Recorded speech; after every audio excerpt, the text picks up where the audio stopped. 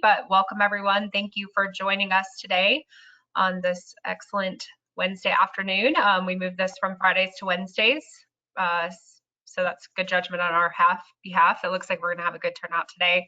We're so excited that everybody is here to join us for our second live webinar with the Microsoft MVP Women in Tech series. And we are very, very excited about our guest speaker today. We got to talking on Twitter.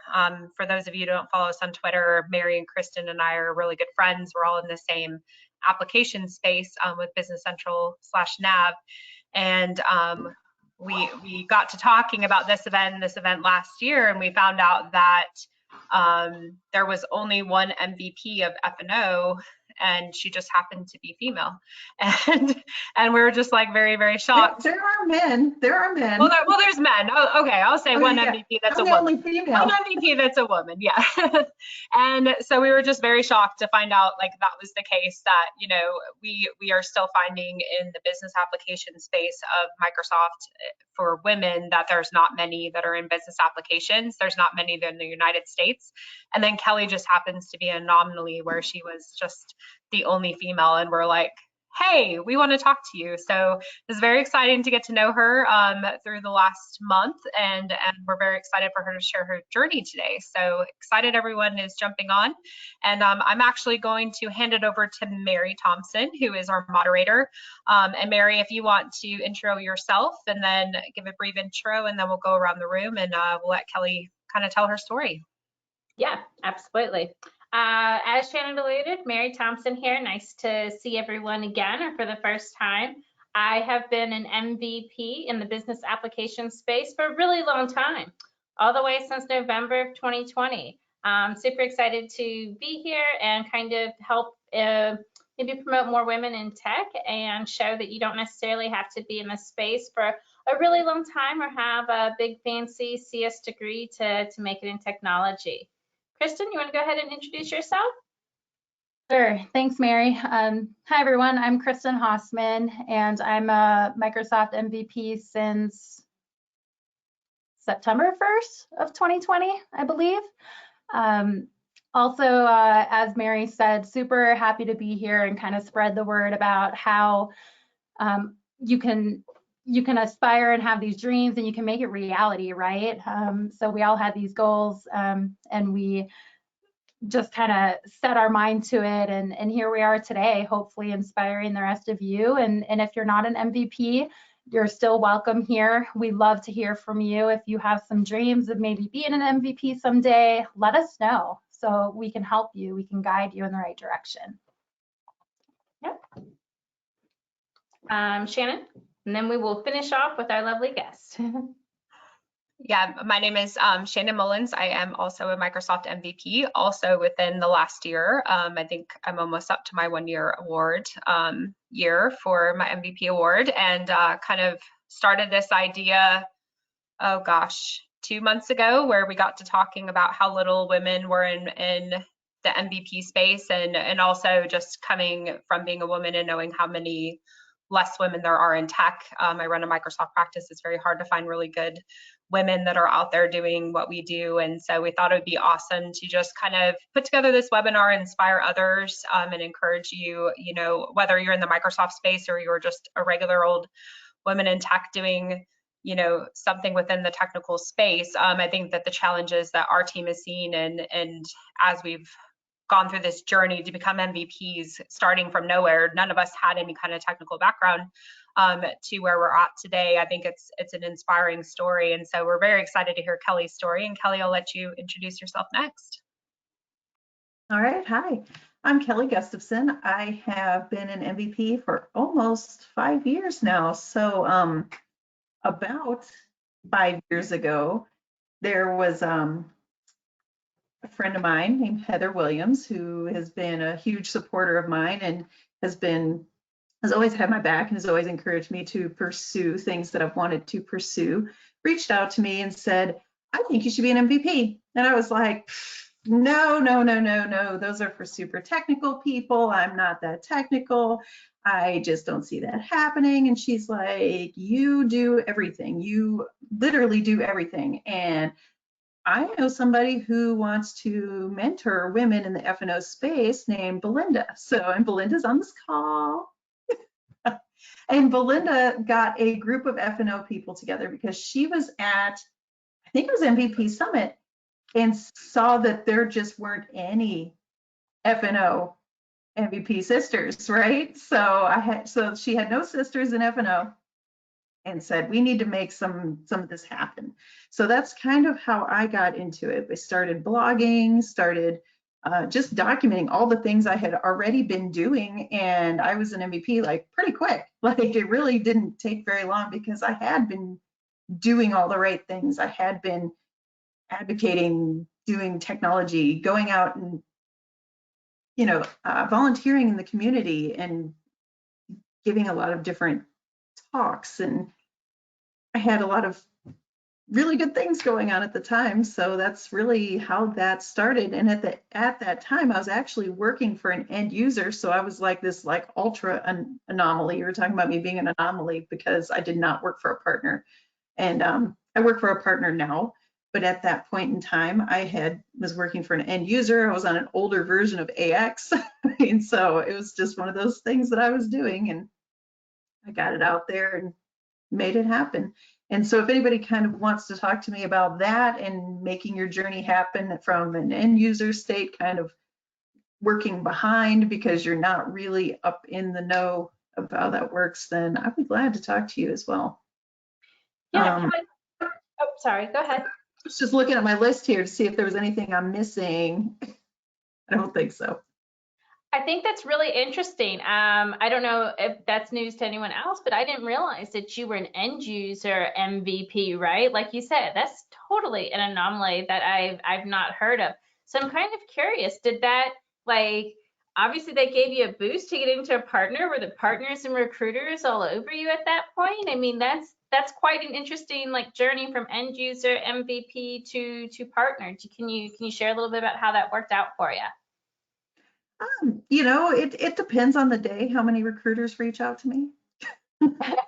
Right. But I mean, Right. from when you were an end user and then you get this MVP, right? Like you said, it depends on the day on how many recruiters reach out to us on LinkedIn. So I can't imagine how that went from being an end user, to getting into a partner. Actually, I reached out to partner. I was a partner that I was very familiar with. It's the company I work for now, Ellipse Solutions, and I just reached out and said, hey, I'm looking to get more involved in the newer stuff, and it's not really happening on this end, and I'd really like to explore newer technologies and work with different people and do different things because I'm very much stuck in the same old, what do we do every single day? And I want to see more. And that's how I ended up working for a partner. I mean, it was pretty simple, actually. Then That's people cool. laughed and they're like, well, nobody knew you were looking. Yeah, that makes a lot of sense. I don't know, Kristen or Shannon, do you guys have any questions for Kelly? Well, I have tons of questions for Kelly. So Kelly, I know that you're the only woman MVP, and obviously, not a whole lot of F&O MVPs as well. So how have you struggled with that? Because I know coming into the MVP space as a new MVP, especially this year, I was very fortunate to do that with Kristen and Mary, and especially Kristen because I had known her before, and Mary, we got connected pretty early, and I had already had a lot of MVP friends, but I can't imagine coming into that journey. Obviously you can connect with other male MVPs. I feel like it's just a different bond that we have as women. So how did that, how does that affect you? How is it inspiring you to make that change, within the F&O space? Well, within about 5 or 6 months of me becoming an MVP, my really good friend Rachel Prophet also became an MVP, and she was an MVP. She just recently she went up to the mothership, so she is no longer an MVP, but she's always an MVP in our hearts. But she is working for Microsoft now, and So she was always like my roommate for everything, like at MVP Summit, when we have to have a roommate, we'd always call each other and say, hey, roomies. And we were pretty much inseparable. Yeah, she says, I've followed Rachel for a while. She's awesome. Rachel is awesome. And so we kind of started this journey together. It was something we had both sort of been striving for and working towards. And she actually worked for the partner that I was using at the time as a user. So we knew each other pretty well for a while and had started down this path together. She was a little mad that I got it first, but I think she got over it. One of my favorite MVP Summit memories, Kelly, is dancing with you and Rachel at the silent disco when Rachel was in that wheelchair. Oh my gosh, the wheelchair. So Rachel is very accident prone, like extremely accident prone. Like this girl, just like she hurts herself all the time. It's so funny. But she was in this wheelchair. Well, in the wheelchair wasn't even a thing. She had like crutches or something when we got there. And I said, this is never going to work. We walk too much. There's so much going on. Let's see if the hotel has a wheelchair. So the hotel had this really crappy wheelchair that we just kind of unfolded, and I pushed her everywhere in that wheelchair, and everybody thought we were inseparable, because we were. I have a question, Kelly, for you. You know, coming from an end user and getting the MVP award, I think personally that I would be kind of scared, and I would feel like maybe I'm not worthy of it. This is a male-dominated, you know, space. Did you have any of those doubts? And if you did, how did you overcome those? I definitely did at the beginning. There was a lot of nervousness, anxiety related to that, just feeling like I wasn't good enough and where is this coming from? And then, you know, I've had really good people surrounding me, and honestly, the males in the F&O space and the AX and F&O space, they're pretty fantastic too. I really have had nothing to complain about with them. I mean, they've had my back all the way. I mean, they reach out to me for all kinds of stuff, and they're like, oh, hey, you know, can you help us out with this? Or, hey, we're doing this. Can you do a session? Can you do this? Can you do that? And I love it. I mean, they've just been so welcoming and warm, and they never made me feel like I was less than, or like, I mean, they were a little weird at first about having, you know, 2 females join in the same year. Because it had always been this like little tiny tight-knit group of guys, and they had all been, you know, together for a very long time, because some of these MVPs in the F&O space, they've been around for 10 years, and I mean, it's a small group. And to have 2 new ones coming in as females and everything, I mean, they were just like, we don't know what to do, but we got them dancing at the silent disco, and that was pretty funny too. That's awesome. It's funny because that brings us into a nice segue into one of our first questions here that, you know, we touched a little bit on last time and was kind of highlighted. Which, you know, do you have any males that rally as your advocates? I know personally I've had several, well, maybe not several, but 2 for me that kind of come to mind. You know, we all speak the praises of Steve Enslow, who's been absolutely epic in helping myself and Kristen and Shannon, and really just encouraging us along the way. And then also, you know, internally, I've had one of my bosses, his name is Bobby Priestley, been really, really supportive, right? And it's really nice to know that you have this support board in the bigger world when we're kind of on the outside. So Kelly, do you have any male, you know, obviously some males specific advocates that you'd like to call out and thank by name? Well, first and foremost, I would have to say my husband is my biggest advocate. He is always saying, you know, you can do this. You've got the smarts. You've got everything that you can do. So my husband, Dustin, for sure, he is always had my back, and he's made sure that I can, you know, that I go after what I want. And he says, I don't know why you would think that you can't do that. You can do anything. So he's been phenomenal. And then the F&O MVP lead is Yoris. yours has been very awesome. He's always been very encouraging as well, and to get people to do more and get more F&O exposure, I guess, because there aren't that many of us. And all my male F&O friends, all of you guys. I don't even see any of them on this call, so I'm not calling them out. Kristen, what about you? Other than our good buddy Steve, do you have any other male advocates that rally for you? Yeah, I think a big one for me, you know, Kelly, you mentioned your husband, and my husband obviously as well, but another gentleman, Bob McAdam, within the GPUG community, he was the general manager over at GPUG there for a while, and he was really the one who pushed me to start joining the committees, and he pushed me to submit my first session, and I was so scared to do that. And if it wasn't for him actually telling me, like, you can do it, we need you to do it, you're really smart and you could help people, I don't know that I would have just like done it, you know. So I think he deserves a shout out because he's really helped a lot of people within the community on the GP side kind of come out of their box and really blossom.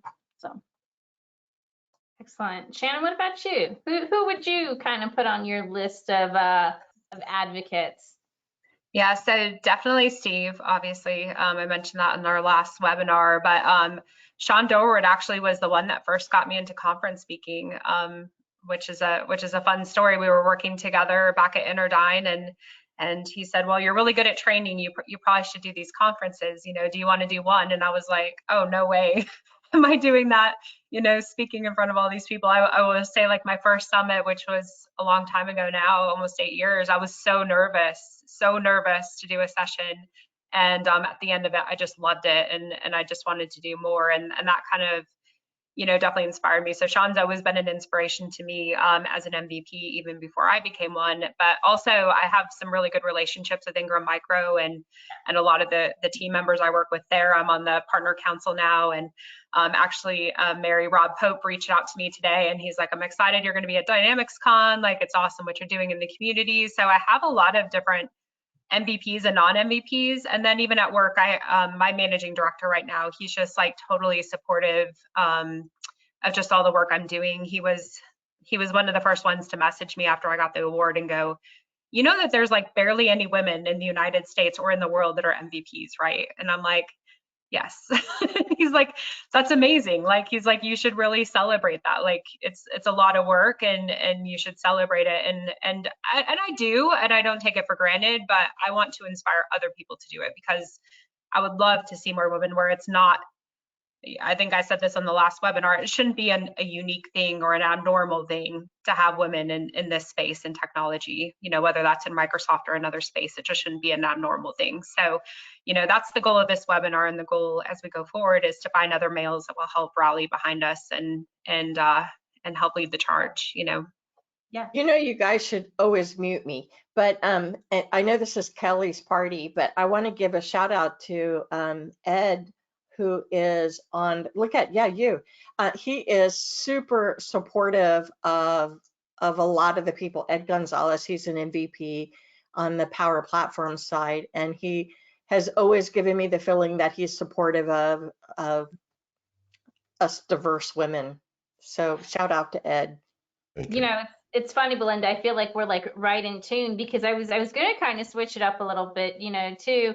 And since we're talking about, you know, some male advocates, I do know, you know, Ed, I'm not sure that I've ever gotten the opportunity to really speak with you directly, but I have heard amazing things about how supportive you are. And if you tell me to take a hike, that's totally cool. But I may put you on the spot here and just say, you know, like, why is that important to you? Or what approach do you go about, you know, trying to be supportive to other females, or just including diversity in the workplace and technology? Yeah. So putting me on the spot, it is scary. But Sorry. no, it's okay, because the whole point we're here, right, is to stretch a little bit. So honestly, I mean, I spent a lot of my career just kind of like ignorant to the whole idea that, you know, there's a different standard and different expectation and different different things that you think about, right? That I, as the middle-aged white, pretty much the front row at any Microsoft conference, the middle-aged white dude with no hair, that I don't experience, right? And it wasn't until I started looking at that and paying attention to that I realized there's work to be done. And so I don't intentionally look to support, the marginalized, disenfranchised, or the underrepresented. But it does seem like there's more room to help there, because, folks like me are busy walking around like we know everything, right? And that's part of the first step of getting that help is understanding that, I can't do everything. I maybe can do anything, but I can't do it all. And I do tend to resonate a little bit better with women for whatever reason. So that might be why as well. Excellent. Well, thank you so much for your efforts and, just trying to include us and being an advocate all around. So definitely appreciate that. Yeah, happy to do what I can. Excellent. Let's switch roles or let's kind of switch gears for just a second. I think this is kind of an interesting one, right? Kelly, maybe you can share some of your insight here. How has the tech industry changed in the last 5 years? I know you went from an end user to partner, so maybe that looks a little bit different, but what's your experience with that? Just so much more technology is moving to the cloud. So much more. I mean, getting everything off-prem, like the whole concept of, oh, we need to have our own data center and we need to have everything on site here. So for me, having everything moved to the cloud, including like an ERP moving to the cloud, I mean, that's phenomenal. Basically, yeah, that's it. Moving to the cloud. And Yeah. security is a big deal too. Right. And I can definitely appreciate that. I often say that like VPNs are like the bane of my existence. And I come from an F&O world too, and it was just like, oh my gosh, like I can do a bunch of things, but a VPN is like going to kick my tail every time. And so it's one of the best things I love about like the SaaS programs is that we don't have to deal with that. I just need internet and web browser, and even if my internet goes out, I can just hop onto my phone hotspot, and we're good to go. So, Shannon, what have you seen change in tech the most in the last 5 years? What hasn't changed in tech in the last 5 years? That's better put. What hasn't changed? It's so funny because I came from the GP space and I was a GP on-prem user for, gosh, I'm not going to tell you how long, so it'll date myself, but coming from that space and honestly, when Microsoft really started to mix things up, and not just Microsoft, you're looking at Acumatica and Intact and these others coming into the play against NetSuite, and really when that started happening, I was almost in like denial, like, well, I don't want it to change, like this is what I'm used to, even though I knew the limitations, like I wasn't ready for that change. But wow, has the change happened fast, and it's so rapid right now. I was on a webinar yesterday, and I'm on the Ingram Partner Council, and they were talking about keeping up with the change of the pace of technology, that it's so overwhelming at this point. Even if you're not in the Microsoft space, just being a woman in tech, I think that's a huge struggle too. I'll just bring this up because as it's evolving so quickly and things are being changed so quickly, as a woman, we talked about this last time, that we're pulled in so many directions and we're trying to manage families and households and these jobs. And then on top of that, you're trying to learn and do continual education and certifications and keeping up with Microsoft's name changes every other day and trying to keep track of all of that. Has been very interesting. But one thing I am seeing that I think is very surprising and very makes me very happy is I am seeing a lot more women in tech and a lot more women in tech CEOs. Bumble, I think it's Bumble, just went public this last week on an IPO, and the first woman CEO of tech to become a billionaire overnight, the youngest. And it was pretty cool to see that. It was very inspiring that you're seeing a lot more women just kind of venture out and say, I can do this, whether that's Microsoft, whether that's being a CEO, whatever the case may be. I am seeing a shift, and I'm seeing a shift in a lot more people approaching me going, do you have any good girls that we can hire because we know that something's wrong? And that's more in the IT space and the tech space. So I'm seeing very, very positive changes. And I think, overall, I think everyone wants to see the change, which is inspiring. And so I feel like in the next 5 years, we'll be talking about this and we'll just be impressed with how much change is happening. And good people like Ed and Belinda and these people that are encouraging more and more, minorities, including women, to get into this space. It's just exciting. Absolutely, absolutely. Kristen, what have you seen change? I know you're kind of a GP to BC, space as well, so I'm sure you can relate to a lot of those changes. But what else have you seen, or do you feel is really different? Well, I think a lot of the changes in the last 5 years that have really affected, my work is this right here, the phone. And how connected we are with it, and how connected all the systems are. So for example, coming from GP, it's interesting that a lot of that work was done on-prem, on-prem server, everything was housed, on-prem. And now everything is in the cloud. But with that comes the Power Platform. And you have all these different options now of connecting everything. And I that wasn't really there 5 years ago, or if it was, I didn't even know about it, right? So in the last 5 years, that's just kind of been a mind-blowing for me, is how everything is connected, because it's really interesting to talk about the community, right? Like the Dynamics community, and how everything was segregated. You had the GP side, the nav side, you had Power BI user group and all that. But really, if you look at it in the last 3 years, we're all starting to know each other. We're all starting to work with those products, because everything is just becoming more connected. So that's really what I see the biggest change in the last 5 years. Excellent, excellent. I have to comment on Belinda's comment in the chat real quick, that she was saying back in the 90s, we didn't have the smartphone, so we had to read things in the bathroom. And I used to do this, back a shampoo bottle, the lotion, whatever, like you learned ingredients you didn't know. That's hilarious. I think that's I was thinking the same thing. I'm like, yeah, I definitely did that. You learned that, or like the clothing tags and all the different, like, what is drag queen and what is not. Oh, that's too funny. That's too funny. Thanks for that, Belinda. Comic relief.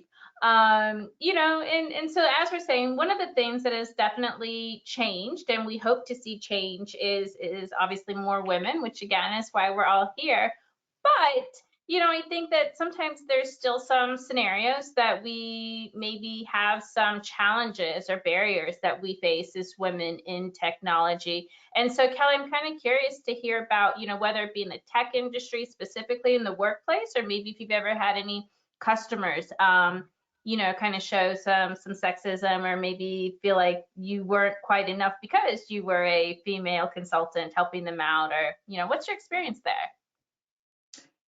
Honestly, I've been very fortunate. I have not dealt with that a whole lot. I work with a company that actually has, we have a very high percentage of women. And so I work very closely with a lot of women, and it's been pretty nice actually that, we'll go into a room and you'll be on a project, and it's not just like I'm the token female. It's I'm one of the 3 females on the project team of 5, so it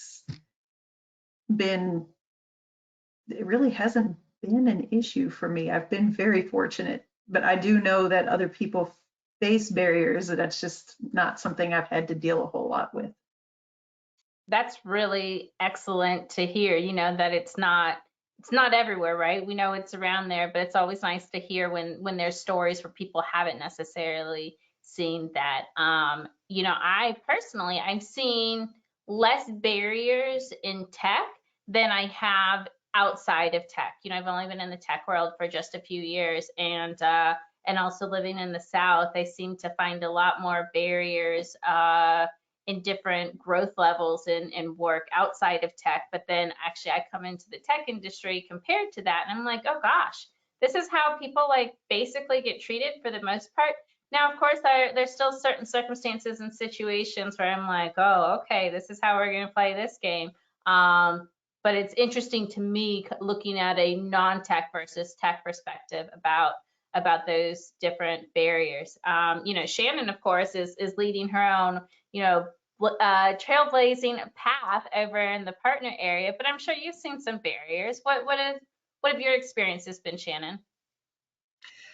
Yeah, I would say I probably deal with them more on a daily basis, just because I am leading this practice and as an account manager and leading BD efforts and going into rooms full of IT guys typically, where it's a room where I am the only token female, and I have to prove myself, and it's becoming less, but I still feel like, for the most part, if I'm the only girl, it still happens at the beginning that I have to actually prove myself that I know what I'm doing, that they can trust me. And it's really kind of sad. I was actually talking to one of the IT directors of one of our clients yesterday, and I was telling him I got asked to do a presentation for a huge accounting firm on Teams. And he goes, well, what do you know about Teams? I said, I know quite a bit, to where people want to pay me to do Teams. And I don't think he meant it offensively, but I was like, what would make you think I don't know enough about Teams? Is it because I'm female? Like, I didn't ask that, but I feel like you have to prove yourself a lot when you're working in IT. And even at the C level, I deal a lot with the C level, where you're coming into a room of all men, and there's still not a lot of mixture even at the C level of most organizations, especially with CIOs and CTOs. And so you have to go in almost fighting a fight. And if we're fighting it more in your mind, right? But you have to tell yourself, I'm good enough to be here, I'm strong enough to be here. Like, if I just show up and show out, which I usually try to do, then you're going to win them over. But I feel like that still is a barrier, and I feel like you're going to see it more in IT. You're going to see it more, with those C-level folks that are, especially on the technology side, that it's still a struggle. I feel like you just have to kind of win people over. I'm hoping one day, like, I don't have girls, but maybe my daughter-in-laws will be in tech, and that wouldn't be a worry for them. That's my goal, is to inspire people so that one day you don't have to worry about that. You don't have to prove yourself. You were there as a valuable person just because you're a person. Absolutely. The other day, it was funny, I was sharing with Kristen, I happened to be on a call, and there's a group of us on the call, and I had my glasses on that day, and most of the other people had their glasses on, and somebody on the call told this other female on the call that she must not be smart because she didn't have glasses on. And I was like, are you kidding me? Like, are you seriously thinking like this is an okay comment? And I was like, well, clearly you're not the smartest one in the room that you think that this is an okay comment to share. And I was just blown away by that. I know Kristen shared that, feeling as well. But Kristen, what other barriers do you think, other than judgment by glasses or non-glasses, are out there? So I wasn't really gonna share this story, but I really feel like it needs to be said. There was a summit a few years ago, I'm not even gonna name it, and I was co-presenting with a male. And my co-presenter refused to practice, refused to review anything. And we walked into that session, and he started talking, and he didn't stop talking. He talked the whole hour. And I just sat there up in front of everyone, and I felt stupid. I was angry, and I was like there was just a fire. And when you're so mad, something happens and you just feel it like in your chest and your throat. That's really how I felt. And when I walked out of that room, I told myself, I am never, ever, ever going to put myself in a position like that again. I'm never going to let a male make me feel that way again in the workplace. And thankfully, I've never felt that way since. That was just a hopefully once in a lifetime ordeal. But, that's just my experience. And like I said, I wasn't going to share it, but Mary, you were talking, and it was just building up in me, and it's something that I needed to say, you know, and I think that's important for us to be open and honest with things that have happened to us, because that experience for me, I guarantee, you know, everybody on this call, male or female, you've all had an experience like that that has kind of made you feel less than, but also kind of lit that fire underneath you to where you're not going to let it happen again. Absolutely. Yeah, and I think I've seen this happen a lot in the boardroom, you know, and not just necessarily to me, but to other women, where I've heard a woman give an idea and it's just kind of blown over, and then all of a sudden it's presented. It was so funny. I can't remember the movie with that. I can't think of the movie. Oh, What Women Want. Right. And he says exactly what she was thinking in his own tone, and he kind of wins over. I've seen that happen. I've seen that happen with women CFOs, with women controllers, where they have an idea, but then it's presented in a different tone from a male, and all of a sudden it's acceptable. And so I see this happen. I don't just see it happen in tech. And it can happen to anybody, right? But we don't have to take that as women, right? And Kristen, it's good that you're sharing that story, because I think we have to inspire each other that we can do better, you know, as people, as in the workplace. It doesn't matter, you know, if you're male or female, but just like valuing people because of what they bring to the table, not necessarily, you know, if they're male or female. So I think it's still a struggle. I think it happens more time than we actually like give it credit, you know. Yeah. Yeah, and it's great that you say that. And Kristen, I love that you share that, because as you're sharing that, you're like, oh gosh, I wasn't going to say this. But then like Rochelle's like, oh my gosh, you know, I can totally relate. And then Ed pulls in like this great, you know, comment as well that, you know, it is important. And that's why I'm excited that we're here, right? Is like kind of giving, like just being honest and raw and authentic about the issues that we have, so that people know that like you're not alone, to give a voice, and like Ed said very nicely, to like illuminate the issues at hand for people that aren't paying attention. And you know, Carrie was also sharing that it's, you know, pretty exciting to have an all women, you know, panel, and that's, you know, like a nice change. And as we were getting ready for this, you know, we're kind of, we do our research, right? Like we want to be prepared and put on a nice conversation for y'all. And so it was pretty interesting. In my research, I saw something that said, you know, like, how do we create more inclusive environments for women in the tech industry? And it said one thing that you don't do is have an all women's group. You know, they said that actually creates a divide. And I was like, oh, wow, that's interesting. So, you know, Kelly, what's your opinion on that? Like, is this group, like, do you think that like all women groups are good, or does it hurt? You know, I think this is a pretty awesome question. So what do you think?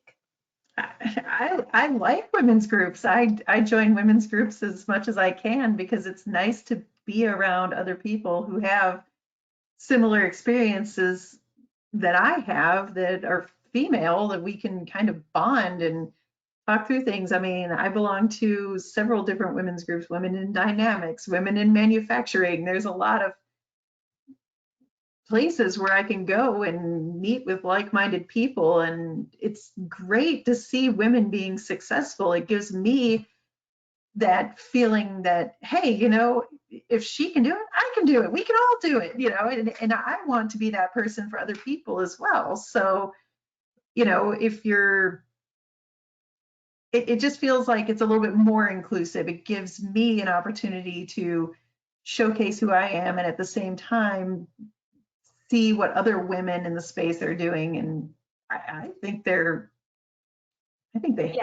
help. I don't think they hurt.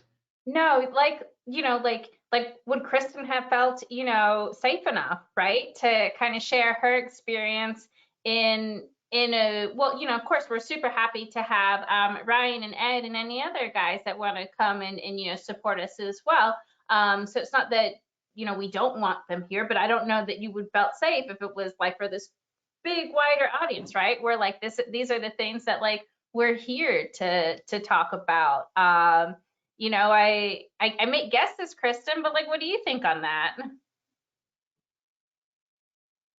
Yeah, I mean, if it was like a one-off webinar, I probably wouldn't have felt comfortable, but Shannon and Mary, you guys have become friends of mine, and in having this conversation, you know, we do have others listening, but we're having these real conversations, whether it's on here or we're talking outside about content that we could use. We are having these conversations, and I think that it's kind of making me open up a little bit more. And then Belinda here, I know you muted yourself because you have something to say as well, but I reached out to Belinda last week because I spoke up as a board member, an advisory board member. I spoke up and I reached out to her and I told her about it because she sent Shannon, Mary, and I this, speak your mind even if your voice shakes. So I think, you know, thank you for that, Belinda, but I think that it's really starting to help just have this conversation and be honest with everybody. Well, whoever said that I would unmute myself again at 42 minutes after the hour, it's time to drink, because this statement makes me mad. This was written obviously by a white man. So last month, it was 30 years in technology for me. And so obviously many times, still unfortunately, I'm the only woman in the room, but early on it was a lot. And the way that I handled it was I just kind of ignored things. And so I'm like, oh, well, I'm not, you know, I have a theory, you find what you go looking for. And as much as I still believe that, I'm like, I'm just going to ignore any kind of sexism that is out there and just do what I have to do. Unfortunately, as the principal of the company, if somebody was just too radical with it, we would just fire the customer. But last summer, Black Lives Matter movement opened my eyes up, because I realized for a lot of people, and this includes women as well, white women as well, it's ignoring it is not always an option. There are some situations where it is not always an option to ignore it. And I think it's important that we meet like this to provide support with each other, to be able to share stories like Kristen shared, and to get advice from each other. So it's critical for every group to be able to do that. Yeah, I think that's amazing, Belinda. And I'm obviously starting this webinar 100% behind it, because I feel like we need that warm, open space. And we are not anti-male. And in fact, we support all the males that are willing to support women in tech, but we also need to have a voice and a way to encourage other women, because you can't get encouragement going to an all-male panel. You're just not going to get it like you would in this group. So, but I did want to have Christina unmute herself and just talk about her comment in there, because Christina, do you mind talking and telling us about that comment? Because I found that one to be interesting. You're on mute, Christina.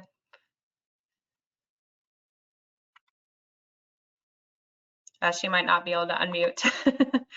I was just reading it. Oh, her audio isn't working. Well, she was just saying it's very interesting that she, as a woman, is expected to be more friendly compared to the males in the room.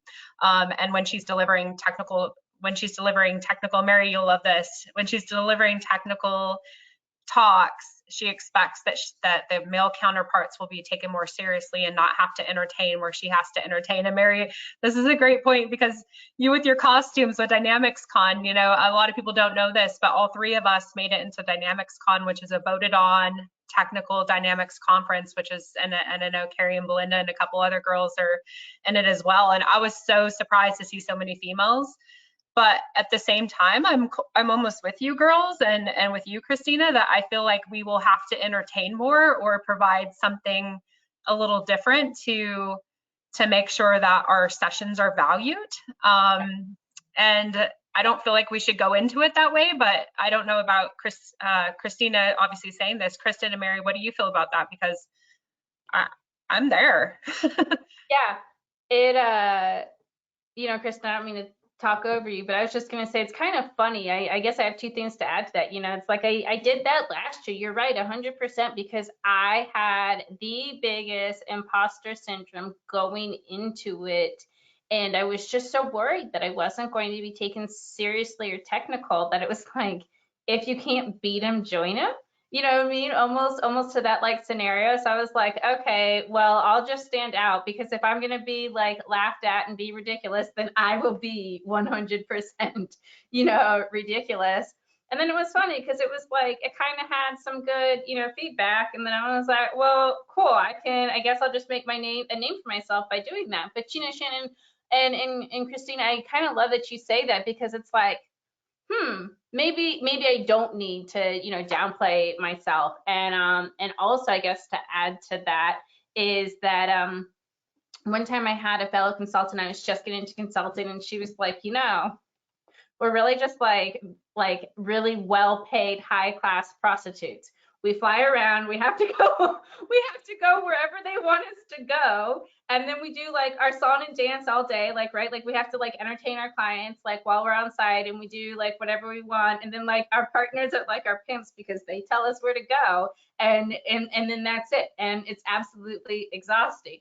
And while that was a bit vulgar and crude, it's really stuck with me. Like, Kristen, what, like, do you ever feel like that? I'm shocked. I guess I wouldn't have thought of it that way. Kind of going back to the entertaining thing, I feel personally like if your content is good, you shouldn't have to entertain, right? Shannon and I did a joint session at Summit 2 years ago now, and we made it entertaining because that's our personality. We walked into that room and we were actually shocked because there were over 300 people there to listen to us, and it was mind-blowing. So for us, making it entertaining, and for me personally, making it entertaining calms my nerves, because I do get nervous still to this day. I was nervous before we even got on this call, so for me, if I can be silly, if I can throw in some jokes or just kind of move around, that to me just calms my nerves, but I don't think that you necessarily have to be entertaining to have good content. I think in regards to Dynamics Con, the event itself, they love it. Like, that's what it is. It's supposed to be entertaining in a sense. It's supposed to be fun. It's supposed to be community driven. So Mary dressing up in a superhero costume, I love it. It didn't surprise me. Like, now that I know you as a person and your personality, like, I wouldn't expect anything less from you. But I don't feel like you should have to do that to get the views, to get, the males to believe the content, right? Like, I think that that's where we need, as women, we need to get that out of our head right now, because I feel like it should be the content more than the pretty face, right?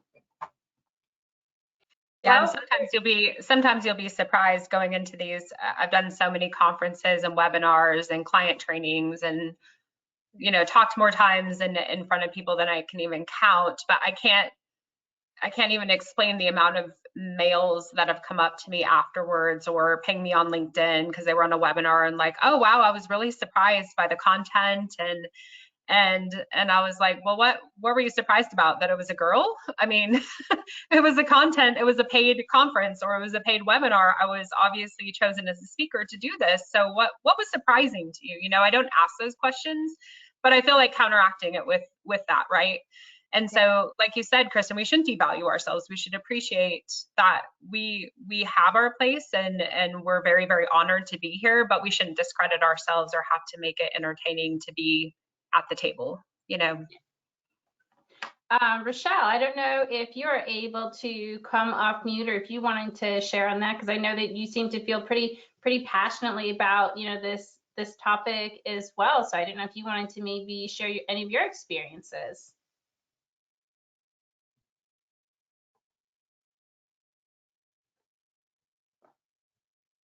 Okay. Oh, yep, audio doesn't work. That's what I get for picking random people out of the audience. We're almost at the top of the hour though, so we definitely kind of wanted to say thank you, but also, just kind of open up to the mic for anyone that doesn't want to be put on the spot, but would love to, maybe share any experiences, or, if you have any of your own questions or maybe thoughts that you want us to talk about in next episodes. Hey, Mary. So Yeah. I have experience with speaking, and the I remember going to my first summit and listening to a bunch of different speakers, and the majority of the speakers that I saw were all male. And I remember thinking, I can do better than this guy.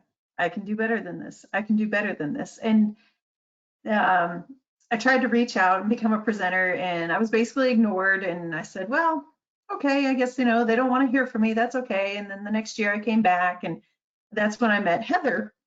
And I talked a little bit about Heather Williams earlier, and how she was the Bob McAdam of the AX user group. So those of you who mentioned Bob McAdam earlier, I mean, that's who Heather was, and that she's always had my back, and she pushed me to start speaking. And she said, you have a voice, you can speak just like any of these guys can, and you'll probably do a fine job. And she encouraged me to do some webinars, and next thing you know, I mean, I was speaking several sessions at Summit and filling up rooms, and I said, wow, like, people actually really want to hear me speak. And I never felt like I had to do any gimmicks or anything like that. Although one time Rachel and I did a session together, and we were very jokey. We like to do like a lot of, ad-libbing, passing back and forth. And it was actually quite hilarious. But somebody left the feedback, you guys are not very funny, you need to stop. And I just found I know you both. You both are hysterical. Yes. You're both hysterical. Yeah. But I just found it so funny that somebody was so insecure that they had to leave feedback on my session that you guys aren't very funny. You really should stop. We're here for the content, not your stupid jokes, something like that. I said, wow, can you believe they said that? And she was just like, whatever. Yeah. Do you, No. Shannon, do you remember that summit, Amber Bell, GP? I mean, she's amazing. She will pack a room. People will be sitting on the floor, no space available out the door. And someone left her a comment, and she blogs about it. She jokes about it now, but someone told her that she had bad hair. And that stuck with her, because now every time she goes into a room and gets in front of people, she's always self-conscious now about her hair. Probably not so much anymore. This was like 4 or 5 years ago it happened, but she talks about that very openly, about how that made her feel and all of that. And it's little things like that, little comments like that, that just stick with you and kind of pick at you, and maybe for some makes you not even want to speak at another conference again. Yeah, and I would just add to that. So this was something I was going to add earlier, to Mary's comment about it being entertaining. As females, we have to do our hair. We have to, I personally make sure if I'm on site, my nails are done and I look presentable, where, Ed, you don't have to spend as much time on your hair in the morning. And so if I'm at a conference speaking, I have to get up an hour earlier because I'm going to have sessions all day to get ready to be presentable. So I don't get comments like, Amber, I shouldn't have to worry about that, but I do. And it does add another layer of complexity, where you feel like almost like you're on stage. And I think all of us as women, we feel that, like, it's another expectation in the workplace. It's not necessarily anything to do with tech necessarily, but it's just another complexity that we all have, And I know Kristen, she's like, I don't even care because I'm growing out my hair. She told me, I'm growing out my hair, I'm not dyeing it anymore, it's going gray. And I thought, good for you, girl. Like, but Kristen, you still put on your makeup and you still do your hair, even no matter what color it is. And we're all like that. So that's just another thing we struggle with, But I want to hear from Carrie, because Carrie's had a lot of comments in the chat. What would you like to hear, Shannon? Well, Specifically. Well, your one comment that you had on taking space, and this chat is like blowing up, so I can't find it right now. Yeah, that's okay. I remember it. Taking up space, because I know you're doing a lot in the community, and you, me, and Kim are going to be talking soon, but you're doing a lot in the community as well. I've enjoyed your webinars and hearing you talk. So I want to hear a little bit about your thoughts about what we talked about today. Yeah, no, the concept of taking up space has always been a big thing for me for a long time. And I was very encouraged by seeing Ruth Bader Ginsburg put out her quote out there, when there are 9. And it's incredibly impactful. If you guys haven't heard that quote before, it's her comment about when will there be enough women on the Supreme Court. And her comment was so incredibly meaningful because it really tipped the scale that it's been all men for a long time. Why shouldn't it be all women? And why should we feel bad about that? Why should we feel apologetic? Why should we feel guilty? Why should we stop at half, right? I always had, yay, Melinda, I always had people ask me, like, when was the work of feminism going to be done? And, you know, when would I stop talking about equal rights? And I said, well, when there's equal pay. Because you guys have probably heard me talk about equal pay for a long time, that until that is fair for me, I'm not stopping. So one of my missions for a long time has been to serve on boards and to serve on programming committees, and to always be the voice of there aren't enough women. Because I still find that organizations struggle with basic awareness, and even really nice, well-intentioned people, men and women, are not aware that the mix is off. And I can't tell you how many times I've said, okay, so look at your speaker mix. You have 2 out of 10 who are women. What are we doing about that? And I've had a couple people literally take a step back and say, I just didn't even see it, right? So continuing to speak up, continuing to take space, and continue to push and make space for others has been a very important thing for me. That is so powerful. You know, I think it's exciting. Today we have 4. We could have 9 on our panel one week. But it is true. And I do feel like we feel guilty. Like, even as you're saying that, right, I'm thinking in my head, well, would it ever happen where there's 9 women? Like, is that even possible? It's sad that I think that way, but it's true, because we all mentally think it, even if we are women as well. So that's really, really powerful. And Carrie, I appreciate all your comments and joining us these couple of weeks, because they've been really good. I've been enjoying them in the chat as we go along. And I know we're running close on time, but I know there was a couple ladies who had put into the chat that they were interested in becoming MVPs or talking to one of us about it. I know all 4 of us mentor, and Melinda mentors, and Carrie, and there's a couple other folks that are mentoring. So if you are interested in you know, learning more, or how you can help out, or if you want to be on one of our webinars, our contact information is on the slide, so feel free to reach out to us. So we're all here to encourage each other. Absolutely. And also, I did just quickly, as you saw me looking over this way, I was leaping to Microsoft Forms or Customer Voice, whichever one we're calling that right now, and just try to create really quickly a super simple, what's your email address, what product do you work with, just to kind of give us a little bit of background. But if you're interested in being an MVP, or you'd like to, you know, mentorship or anything like that, you know, feel free to fill out that link, and we'll definitely get in contact with you as well. I figured that might be an easy way to instantly reach out to y'all. So. Mary, I 100% love that you just went out and used the Microsoft Stack in like a couple of minutes to create a survey. That's so awesome. Go Microsoft. So exciting. Well, thank you all for joining us. Like, we're so honored to have people show up to learn more, you know, about our stories and the people we're inviting. So we're very excited. Our guest next month is going to be Miss Melinda Allen, which we're really super excited. We haven't set the date yet, Belinda, but we'll work on that with you. And we're just very, very excited to interview Belinda. And if, like I said, if you guys are interested in being part of our panel, Kelly, we just thank you for joining us. We've really, really enjoyed getting to know you. I'm excited to hopefully one day be in person with you at MVP Summit, and hopefully some conferences, and we'll have a good time. So thank you, girls. For sure. Thanks, everyone. Have a good one. Everyone, do the awkward wave. Thank you, What a everyone. great session. Good job, guys. Thank you. Bye, y'all. Bye. Bye.